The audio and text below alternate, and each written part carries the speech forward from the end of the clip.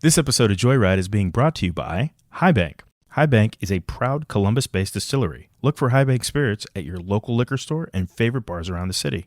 By purchasing High Bank spirits, you're supporting and drinking local. Drink local, drink High Bank. You're listening to Joyride, a podcast for people who love cars. Now sit back and enjoy the ride.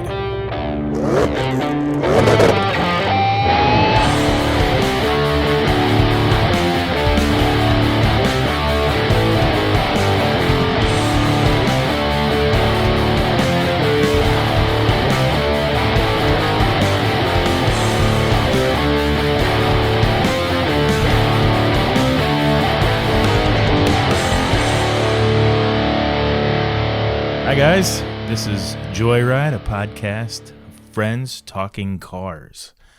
I'm Peter, this is Rob, and we are going to be in your ear for the next half hour, 20 minutes, I don't know.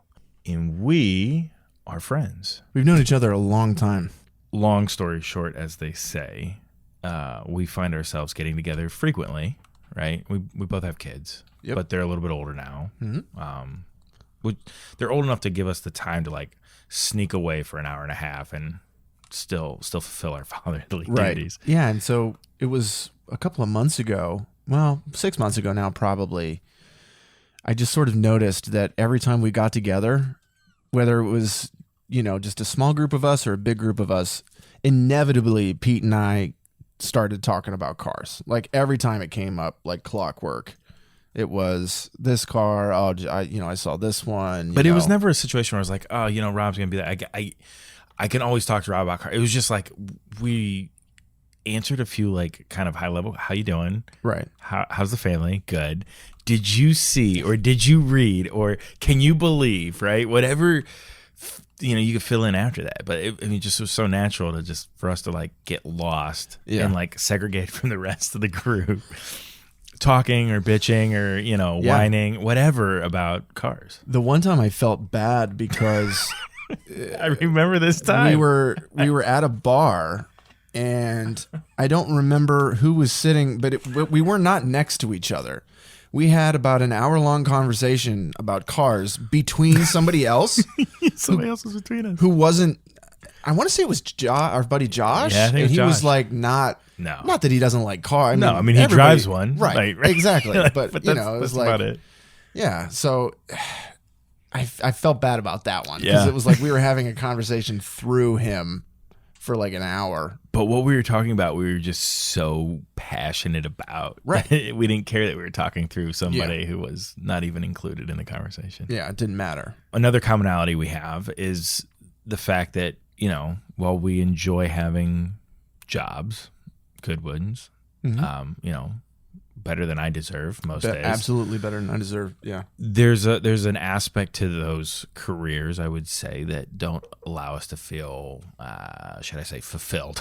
I don't know that fulfilled's the right word. It's tough, right? When you got a job, you don't grow up dreaming you're going to be a cog in a machine. Mm-hmm. Exactly. Yeah. You're dreaming of doing something, substantial with your life. A little bit is left on the table. There you go. Yeah. That sort of thing. There's a little bit left on the table. Right. Right. As good as the job is for me, and I won't speak for you, but I'll speak for myself. As good as it is, my job has nothing to do with cars, for example. So I'll never actually get to hit the engagement button, right, on the car side of me in my job. Probably not the best way of saying it. I hit my wife's engagement buttons yesterday. God. That's getting cut out. So, yeah, that's the podcast kind of started to take shape in those conversations, those early conversations. So, on the agenda today. On the agenda. We thought first episode of the podcast, we love cars. Good place to start is first car. First car, absolutely. First car. Where did this? I'm gonna stop you. Okay. Because I just felt you going right there with the first car. Okay. I'm gonna ask you a question that I didn't pre-write for you. Okay. What was the first car that had an impact on you that you stopped and said, "Ooh, Ooh, boy. yeah, right"? right? And about how old were you when that happened? So it was probably 10 or 12. I can't remember how old I was. My dad took me and my brother up to the Cleveland Auto Show. My aunt and uncle live up in Cleveland, and so we kind of parlayed visiting them into going to. Dude, it's like a candy store. Yeah. Car. Oh my gosh. And so I want to say it was a Chevy Camaro. I know. High marks, right? There was. There's no wrong answers here. There's not, but so no shame. I want to say it was. I can't remember if Camaro had just come back, or they were celebrating like a certain milestone in the Camaro's life or something. So if you were, what'd you say? You said you were 11 or 12? 11 or 12. 11 or 12. I'm trying to think what grade that would be. That would be 95. 95. So yeah, you're talking about a 95, 96 Camaro. That's the comeback year. Was that the comeback when they were? Yeah. Because they went away for a little bit. The right? IROCs were the last model. Yeah. I think those ended in 90. Don't fact check me on this shit. Late 80s, early 90s. And I think 95, 96 was the first year back for the Camaro. And that's when they made it like a spaceship. I remember thinking those they had like this carrot point arrow like in the front. It came back and the ass was wide and round and the integrated spoiler. And so, I know exactly. Yeah. So that was the first thing that hit me because I want to say they had a display up or pictures. I remember I brought a poster home with me, that, and I got to sit in a Porsche while I was there. Ooh. There was a Porsche 911, and that is when I decided I'm going to own a Porsche at some point in my life. Tell you what, try to buy a 95 Porsche 911 right now. So I left the auto show. There was tons of other cars there, obviously, that we sat in, saw. Awesome. There was like an Acura NSX was there. It was blue. I vividly remember that car because it was the first time we got the NSX in the States, and it was like it had that weird dome, roof to it or whatever. And also an integrated spoiler. Integrated spoiler, yes, right? Absolutely, yeah. And it was blue, and I love blue cars. I'm just a sucker for them. I don't know that I would ever own a blue car. Oh, I would. If it was a Porsche 911. Miami blue Porsche 911, I would. Yes, that would be amazing. So I left there with two posters that hung on my wall. So I had it was like all the years of the Camaro, culminating in like the new one that came out, the anniversary edition or whatever. Mm-hmm. And I think it was a GT2 911 Porsche. And it was like from behind it, and it was all motion blurred out, so it looked like a Porsche was driving down the road. And you got to see like they had that big spoiler on the back of it and everything like that. Oh man! So that's so really you're making what me I want felt. a Porsche right now. Oh man, I will own you, black Porsche 911. That's a good story though. I mean that's exactly what I was hoping to get out of you. Yeah. Okay. So first car. It was 2001, I think, when we went car shopping. Okay. So you actually did a car shop. I'm going to put that in quotes. Okay. So I got to look at. I say that because I didn't get a choice. So. Okay, I got a choice. Okay. I got a choice between 4 cars. Oddly enough, the first car, and I should have gone with it, was a 1998. 1998 Chevy Camaro. It was dark blue. It had the T-tops. Yeah. It was not the V8. It was the 6-cylinder. Yeah. Automatic. Yeah. No. It was stick. Oh, really? I didn't know how to drive stick, so it was intimidating. Sure. I didn't get to take it for a test drive. It was somebody owned it that my parents knew, and they were looking to get rid of it. Okay. But it had a big crack on the front bumpers, so they had like the splitter or the bumper? The bumper itself, the front bumper had like a crack on the passenger side. Like, I don't know, it was 5 inches long or something like that. Crack. The nose on those things were ridiculous. It was. So I'm sure they just dinged it on something, pulling into a parking spot. Right. Yeah. And so they came at my parents with a price because we were gonna just, hey, this is the car. Mm-hmm. I loved it. It was blue. Sure. Blue. Yeah, right. Yeah. But at this point, I didn't really know a lot about cars. I knew I loved them. I knew I liked them a lot, but I didn't know I couldn't have told you like, oh, I should have been, I should have gone for the V8 or I should have gone, Yeah. really, whatever. You weren't a gearhead. I wasn't a gearhead at that point in time. I just knew I loved cars. They came back with a price. I think it was like $5,100 or something like that. Maybe it was even more. No, it was like $7,000 they wanted for this thing. Something, right? Ballpark.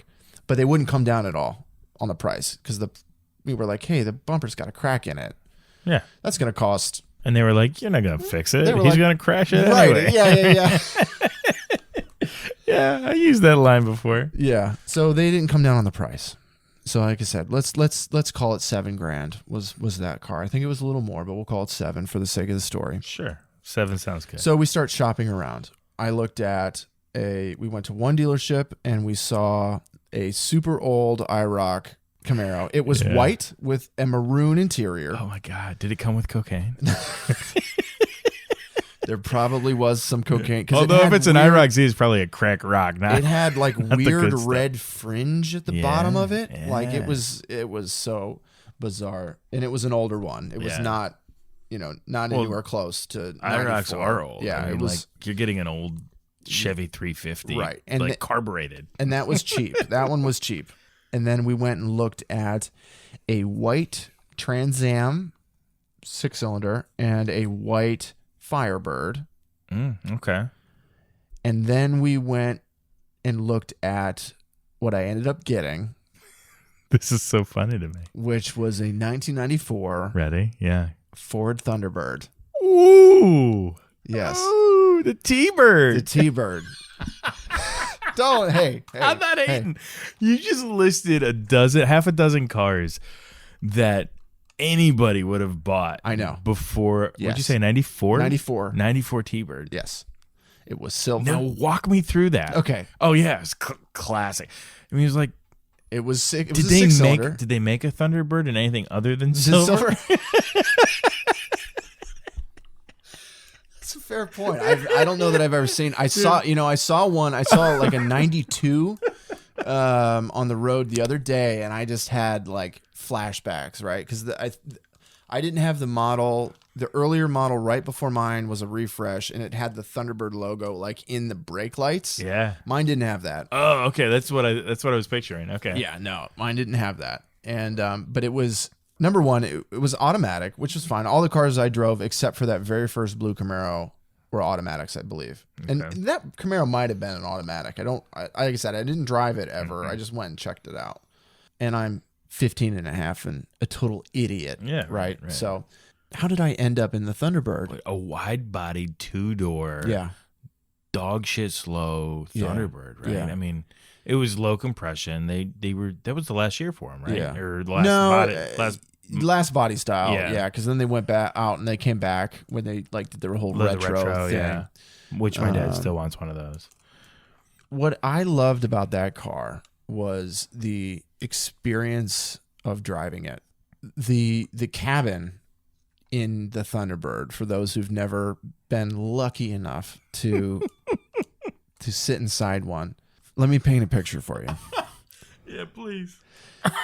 You get into this thing. Now, I didn't have leather seats. I had the cloth seats. But these seats, let me tell you, were, and still to this day, are some of the most comfy seats I've ever sat in a car.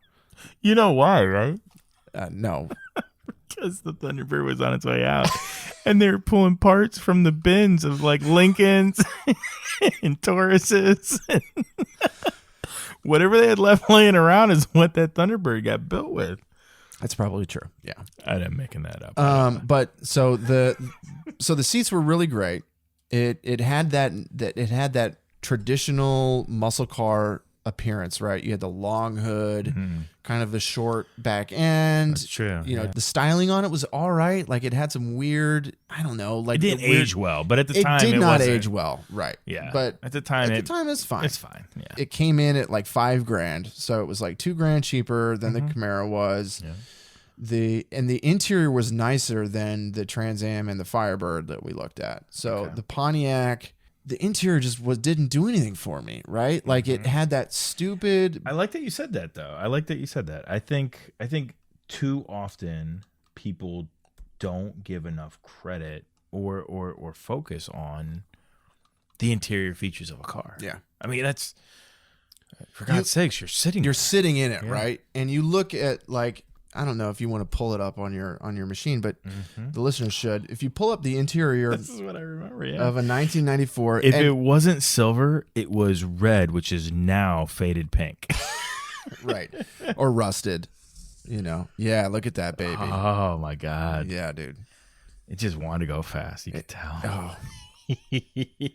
But so the interior cabinet, yeah, the exterior is nothing to look at. The interior is what got me. The center console was like slanted towards the driver, a lot like the Supra was back in the day, and a lot like a lot of modern sports cars are. You're absolutely right. I didn't think about that. Yeah, it's like canted towards you a little bit, so you Yeah. had like a total cockpit type feel to it. Spaceship. Yeah. Total driving experience. Yeah. Oh man, look at that thing. Oh.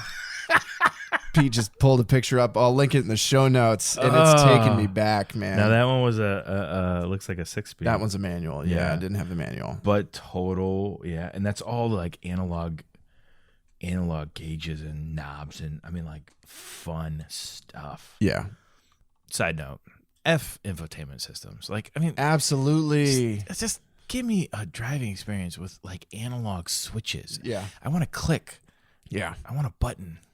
And And the thing with the infotainment thing is, right, it sucks because they go out so quick. Mm-hmm. You know what I mean? It's like if you get stuck in a car that's 4 or 5 years old, like the infotainment is horrible. It does not age well at all. that wraps around like It wraps Corvette, around yeah. like a Corvette. Yeah. Absolutely does. Or like the Supra. Yeah. So that's really what drew me in is Yeah. the interior was out and out better than the other cars, with Which exception is to the Camaro. The funniest thing, I think this is better than a Camaro. Yeah. I personally think this is better than a Camaro, but I think the most hilarious part of your entire story is that the interior of the Thunderbird is better than anything you looked at. Well, I didn't look at much. That was it. Those were the only cars I went and looked at. And because the Thunderbird came at $5,000 when we took it for a drive, I liked the way it drove. I didn't know anything about it. And it was a 6-cylinder car, so it did have some go for a 16-year-old idiot. You know, right. So because I have the benefit of being your friend for such a long time, Yes. I know how long you kept this car. Yes. But to the listeners, how reliable a '94 Ford Thunderbird So we is. bought it for $5,000. How many miles were on it? Do you remember? That is a good question. Yeah. I want to say it was under 50K. Okay. It was. I want to say in the neighborhood of 35,000 miles. Oh, brand new. Cream puff. It had 140,000 when I gave it up. And the year was? And the year was 2007. 2007. 2007 was the year that the Thunderbird went away. Getting rid of that car is a very interesting story that we don't have time for this episode because I would eat up the next hour and a half telling you that story. But we will. We can talk about the fateful day that the Thunderbird went away. But Is that right? I loved that car so much. It was a great first car that we lovingly called the Death Sled because. Death sled. Yeah, because if it got wet out at all, or if it was snowy at all, which it tends to do in Ohio, Yeah. it was just all over the place. If you even went near the gas pedal on a turn and it was wet out at all, you were sideways. That's great. Yeah, so it was fantastic. Well, it was rear-wheel drive. Yeah. And actually, my sister, again, side note quickly, my dad shit the bed with me in a first car, but when my sister was coming up, got whatever she wanted. And the irony was she didn't even want it. Oh, She was like, yeah. What did she end up with? What did she get? 97 Mustang GT. Oh my god. I would drive that car around today I know. if I had a I 97 know. Mustang GT. Ask me how many speeding tickets she got drag racing that thing Oh down my ever. God. Yeah. Yeah. What color was it? Red. Well, it was like a dirty red, like a maroonish. Oh, okay. Yeah. It was the dark red. Mhm. Yeah. Black cloth, automatic. GT. GT. Fog lights down below, Yeah. nice wheels, vertical tail lights. It's a fun car. Those cars are great. Yeah. Mustang, I challenge anybody to find a bad looking Mustang. Oh, wow. Fox body. Fox body.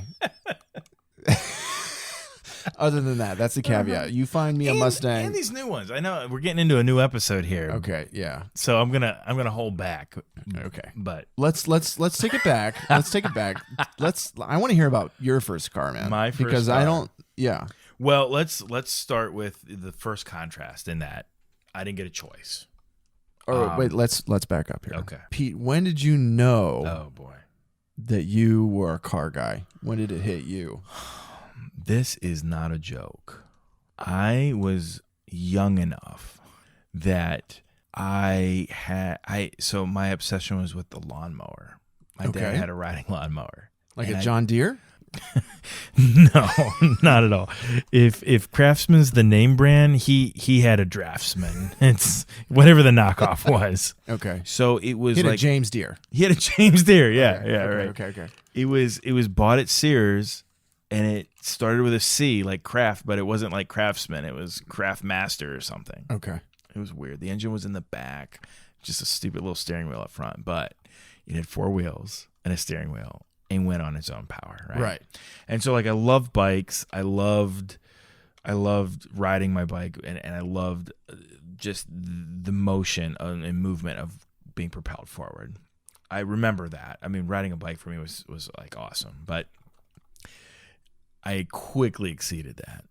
And the next thing that was in our garage was the lawnmower. And you didn't need a license to drive that. well, it was also my size, right? Right. Except for the fact that, I wasn't heavy enough to like trigger the safety like setting on the seat. So when you come from a slightly immigrant family, I mean, my parents are second generation, so like calling them immigrants is not technically correct, but they have a different way of parenting. Sure. And my dad was excited to have somebody cut the grass. Oh, absolutely. So we put a brick on the seat and I sat on it. That is fantastic. That's great parenting advice because Yeah. as a parent who I've been mowing my lawn now for, I don't know, 8 years, 9 years, it sucks. And so if you could have one of those little people that you brought into the world, Yeah. and you can have them a nice, shiny new riding lawnmower. I'm thinking I'm 9 at the time. Okay. 8, I 9. got an 8-year-old sleeping upstairs Yeah. right now. You know how small she is. I could get Put her on just a riding? couple of bricks, Couple bricks. riding lawnmower. I never have to do that again. So my dad always had cars, and thus the garage had things for cars, like bricks to jack up your car and take off the tires or take out the engine, stuff like that. We had one of these bricks. They were long and flat. They weren't like a traditional brick for a house, and it wasn't like a cinder block that you would build a foundation with. Yeah. But it was cinder block material, but it was about half the width, but the same length. And he put that on the seat, and they put me on top of it. And my legs were long enough, and at the time, it felt like really driving because you had to press in the clutch to change the speed and then gently let off this clutch to go. There wasn't no automatic transmission or what they call hydraulic transmissions in the lawnmower game at the time. So I felt like, the only thing I was missing was a shifting knot, right? Right. But I was using the I got to go faster. We'll throw it in 5. Right. You got to go slower. Grass is long this week, put it in 2. Yeah. And that's where I really kind of like found my attachment to like operating and manipulating a piece of equipment. Right. Yeah. It's interesting. This is like same age, like 9, 10, somewhere in there. Like that's. Yeah. Which reminds me, I got an 8-year-old in December. So I got to start being mindful of that. That's see right. If I can cultivate some cars. Well, you got that new property out there. There's going to be plenty of opportunity for him to get on plenty something. of opportunity. Yeah, Listen, son. we need a farm truck. We It's can time. just drive around. Yeah. So yeah, that was my first kind of, and then, we grew up with, you knew some of these guys, but there's 4-wheelers and snowmobiles. Yeah, absolutely. I Yeah. I couldn't get enough. Yeah. I really couldn't. And I wanted 100 cars as my first car. Yeah. Just like there's everything. And now, I like you said, dream big, right? I wanted a car that there's no way I was going to be able to afford. What car at when you were 16? Well, before 16, right? Because you're a lot of times you get one at 15 and a half, so you can learn how to drive in. I was 17. Okay, 17. So yeah, I at 17 I wanted a 2002, which was brand new, right, for the year. BMW M3. Oh, baby. Now 2002 was that the E46? That's the E46. Okay. Yeah, good. Oh man, good? that car. Yeah. That might be the best M3. looking Yeah. BMW M3 they've ever made. Yeah. The E46 M3. Mm-hmm. Oh my god. They hit a real stride on that car. That right? car. The performance wasn't as, I would say, impressive as some of the stuff they did in the previous models. But, right. you know, when you're like in business, like when you grow 50% year over year and everybody's like, wow. But, you know, if you took sales from 10 to 20, like it's not hard to do. Right. But if you're already kind of performing at a high level and you squeak out another 48 horsepower and some more torque. Yeah.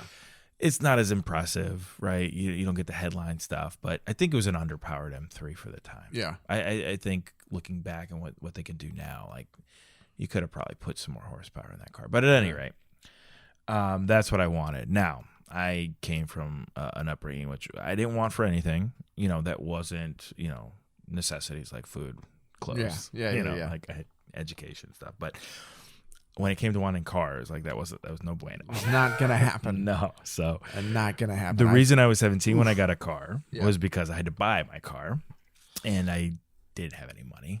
So it took me a year to save up enough to convince my mom to buy a car that I gave her, you know, a third of up front. So I saved $1,000. My first car cost $3,000. And I also helped my grandfather out by buying his 91 Honda Accord. Oh, 91 Honda Accord. 91 Honda Accord. And he was talking shit about my 94 Thunderbird. This thing was cherry. Okay. When you say mileage, right? Yeah. I had 37,000 miles on this car. Okay. In 2002. Right. It was a 91. It was 11 years old. My first car was 11 years old and had 37,000 miles. Could you just real quick, could you imagine today finding a deal on an 11-year-old car for $3,000? Every Sunday I check Craigslist. Doesn't matter. I've got the 91 Accord pulled up right here. If it's brown, it's the one. The brown, you had brown? Brown with like a cream white interior. Okay. And funny story. So because it was my grandfather and because all of his kids were clearly older and out of the house and everything. Was it the 4-door or was it a 2-door? 4-door. 4-door. Okay. Sexy 4-door. Oh man. It's the Accord should all be 4-door. They should. And it didn't have the good wheels on it. I had the hubcap wheels because it was an EX. But because he was only one man and he drove it so infrequently, you know, when people say, you know, the little lady drove it to church and back, right? Yeah. My grandfather was a priest, and so he literally drove it to church and back. That was it.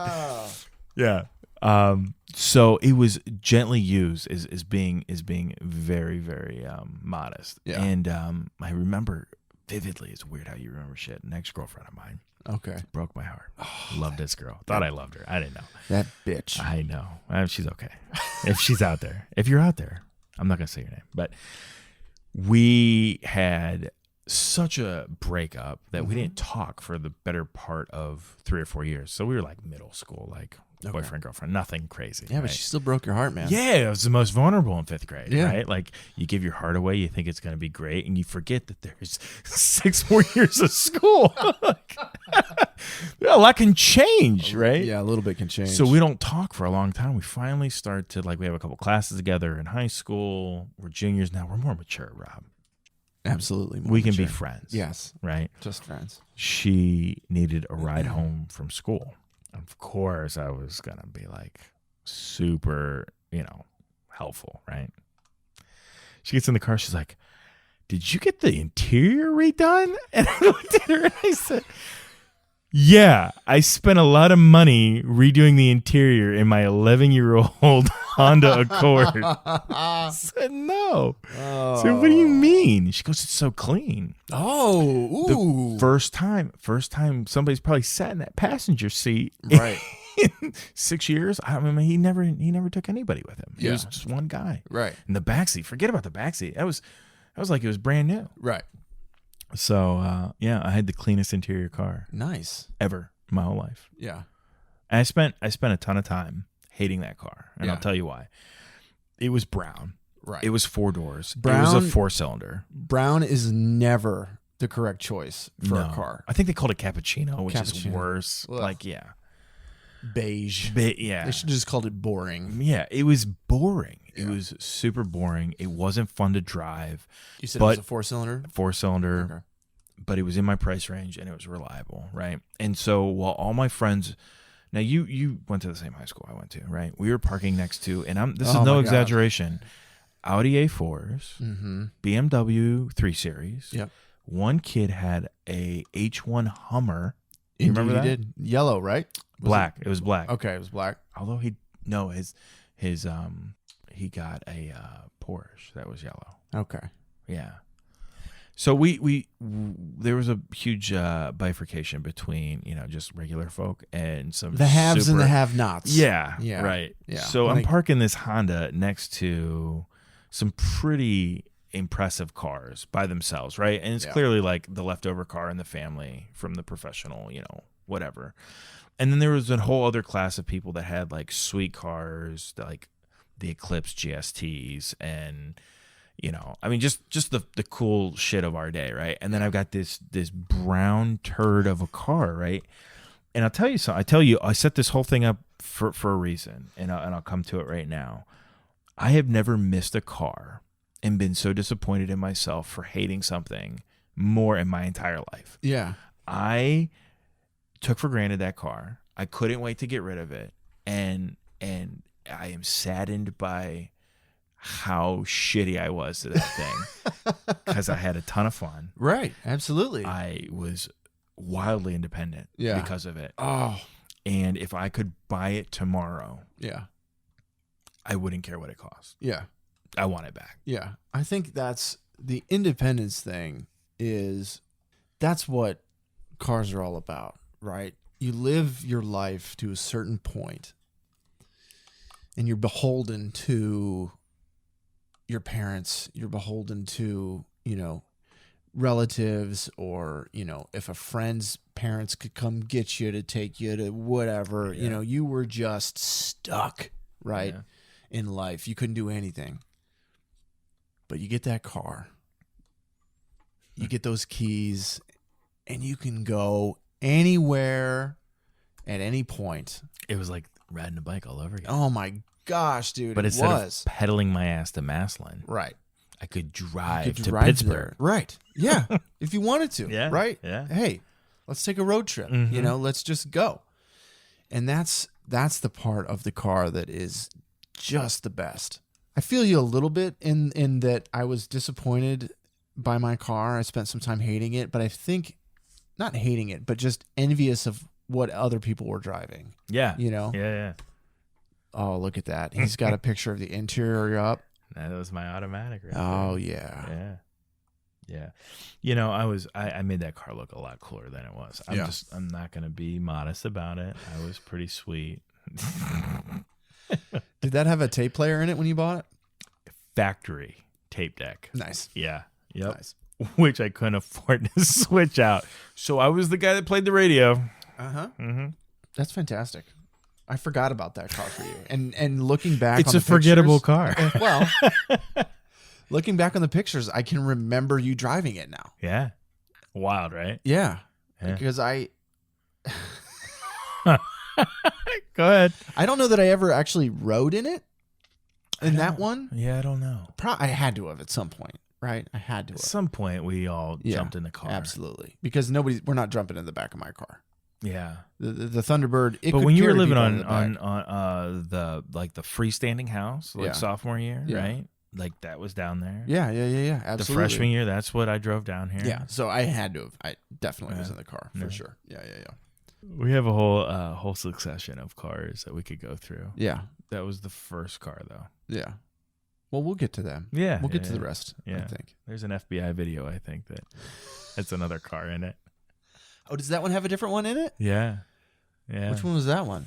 That was the M3 Wannabe. Oh, that's right. Do you remember that one? Yes. So I guess since we went there, I sold the 91 Honda, spent the next 2 years flipping cars, like buying and selling until I could save enough money, and then bought the poor man's version of the M3, which was the E46 body style with like the lowest baseline trim. So I think it was like a 323 CI. Yeah, it was just like, 3. Okay, 3. Okay. Yeah. And then that made it into a movie that Rob was making for his school project. Because FBI agents roll around in an old candy apple red old BMW. It's very, it blends in. Yeah, it's super conspicuous. Well, let's wrap up with something interesting, or not, whatever the coolest thing you saw. Nothing up until this point has been interesting. No, that's not what I meant, Pete. You know it. Did you see anything cool this week, car wise? Did you see anything? I can start. I've got a couple. Ahead. So I saw there for years. I've seen a silver GT350 Mustang with blue stripes. I'm so enthralled by that car every time I see it. I love the way the GT350 looks. I think it's a great car. It's got the spoiler on it, the one that drives around here. That's the only one I'd have ever seen in person. And a few days ago, an all black one drove up in front of me, and it was incredible looking. Yeah. Oh my gosh. Blacked out. Because I've always, when a car comes out that you like, you're like, how would I spec it out? Oh, of course. What color am I getting? Am I going to opt for the wheel package or a spoiler? Like, what's spoiler style? Because now that, it's not just, is it spoiler or not? It's like, is it the GT spoiler? Is it the sport pack spoiler? Whatever. You got different trim packages too that change all that, right? Change it all. The Roush stages. Yeah. Yeah. So I saw it was all black wheels. It looked like death was rolling through. It was amazing. Yeah, but the coolest form of death. Right, yeah, right. It had it had the Cobra badges on the sides and everything. It was a mean looking. And at that point I was like, okay, well, if I ever get the fortune of acquiring a GT350, it's going to be all black. Yeah. Because it just looked so good. You have to. It just looked so good. And it sounded great blasting by. It was fantastic. I really do like that car a lot. That was this week you saw it? Yeah. Nice. I was picking up my kids. I'm pulling out of there in my, I'm not going to mention it, vehicle. And because I'm the worst. And for 2-car guys, we're pretty bad, aren't we? Oh my God. Listen, we're going to get better. Okay. And it pulled up and it stopped because I was at it like a kind of a waiting to pull out, and it was beautiful. Yeah. Middle-aged dude driving it. It was like, what's that car cost? You think? You can get into it. This was a newer one because it had the new headlight style. Okay. So it had like the 19 up headlight. Yeah. So it's a 350 GTR. Is that the flat plane crank? Or? Yeah. Okay. Yeah. I don't know if it was the R or not, because the R has a few other track type things, and it's got the rear seat delete in it. So I wasn't sure whether it was the R or not. It didn't have the typical R style spoiler on it. It had like a different spoiler, but he could have done that aftermarket or whatever. Yeah. So that new, but if you get like the older one, like right when they came out, you can get them for 50, for low 40s. That's reasonable with low mileage, not like high mileage, like under 10K miles. That's reasonable in the sense, like, I mean, I know 40K is a lot of money, and I don't mean to sound like it's not, but like if you were diligent and like focused, and maybe didn't go out to eat, or like you made other sacrifices, like a $40,000 toy is certainly nothing to shake a stick at, but like possible. I think so, which makes it fun to dream about. So what did I see fun I park in a parking deck. Well, let's say I park in a parking deck that isn't attached to my building, so I have to walk. But I get to walk through the good parking deck to get outside. I will take the long way through the building because the executives get to park underground. That's where I'm going with this. I walk through there all the time to take a look at what the people are driving. There are a lot of attorneys in our building. Yes, same. There's actually 2 different law firms that occupy various floors in this tower that they call, downtown. And it is fun to walk through where they park. Now, there isn't like technical like security parking for them, so you or I or anybody could, as long as you knew what floor they typically parked on, could walk through it. And so walking through there, the coolest thing I've seen recently has been a new Tesla. I think it's like the P100D. P100D? Yeah. Those things are insane. Yeah, and it looks beautiful. The wheels, I mean, I don't know if they're 19-inch or 20. I mean, they're huge. Yeah. And it's this nice kind of like really rich, almost like this color, and I know people can't see it, but like a candy apple red, just beautiful. And it's plugged in. Okay. And that's why you get to see it, because it's like right up front at the door, because they put in these new like charging stations as perks to the parking deck. So that's probably the coolest car I've seen recently, but there's been some fun cars. Is it one of the newer, so like does it have the grill on the front, or is it one of the ones that basically doesn't have the grill up front? I didn't get a good look at the front of the car the way they was parked. Yeah.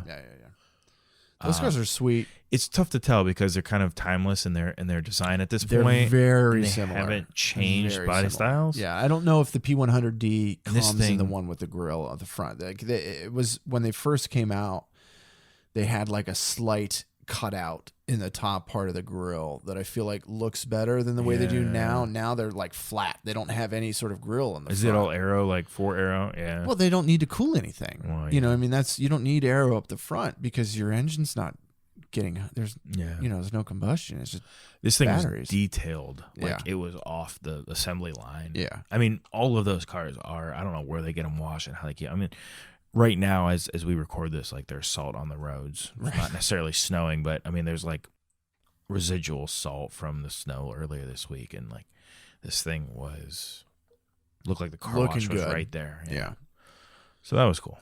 Tesla gives me hope for the future of cars in that they've made the P100D is a fast car. Mm-hmm. It drives well. I haven't driven one myself, but I've seen enough videos of people reviewing it My because search that's what I history. do in my spare time. Yeah. To know that they've made an exciting, engaging car. Now we talked a little bit. We talked a little earlier about infotainment and how a lot of it sucks. Now the Tesla is the exception to that rule because they've got that giant screen. I know. I mean, it's what? It's bigger than my foot? computer monitor. I mean, it's huge. Yeah. I feel like they could integrate it a little better. Like it just looks like they took a screen and just like glued it to the center stack. Like I feel like there's a way to like make it a little more elegantly, in there. But I mean, kudos to them. I mean, to come out of nowhere and build a car company today with the competitive, it's focused on performance. that's focused on performance and all electric. Yeah, with alternative fuel. I think I'm going to be one of those old guys that like curses the abolishment of like petrol, internal combustion engines, but it's obviously where we're going. It's and where my, we're going. My kids will never. You can't ignore it. You But- can't ignore it. I don't know that it'll ever. I mean, obviously, at some point, the combustion engine will totally go away. Mhm. It has to because we have limited resources. They right? won't. Yeah, well, and there'll be no support for it. Like, Right. There won't be a gas station that you Right. can easily. So access. it's gonna go away. We as car guys, we have to come to terms with the fact that it's gonna be sad. Yeah. I know. Listen, I love the way Mhm.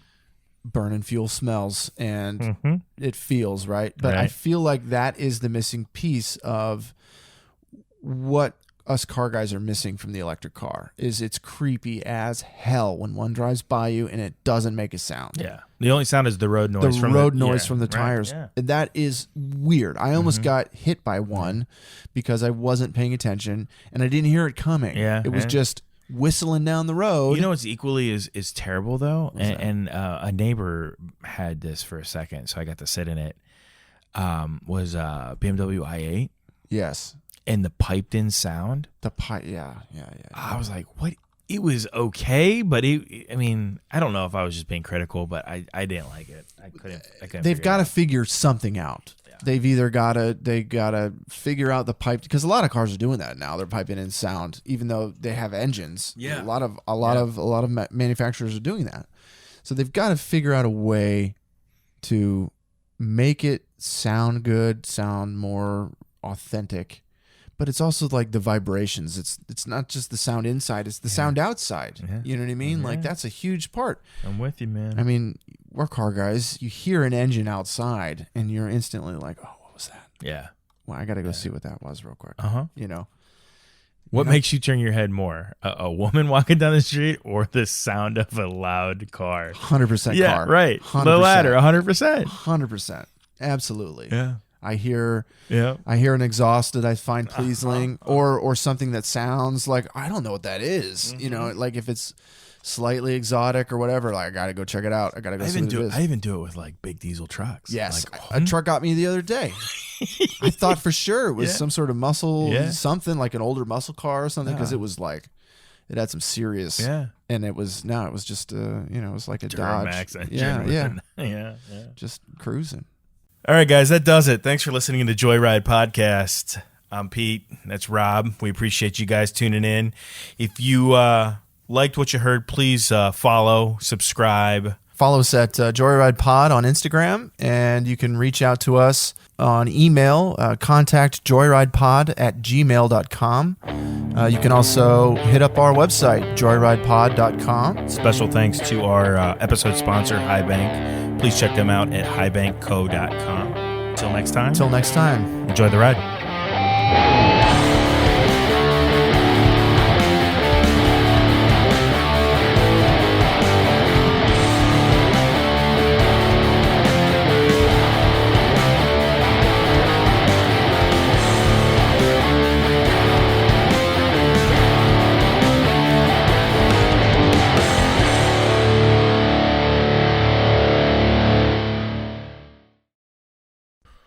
Hello and welcome to another episode of Joyride, a podcast of two friends talking everything cars. I'm Rob. That's Peter. So close. Man. Here's the thing, though. They wouldn't know that that's incorrect. No. If they're just listening. I should use an alias. And they don't know us. I could have made that work, and Wouldn't that be, you broke. So it would be it would be real fucked up for our friends who know our voices if we just went 10 episodes and you're Rob and I'm Pete, just to fuck with them.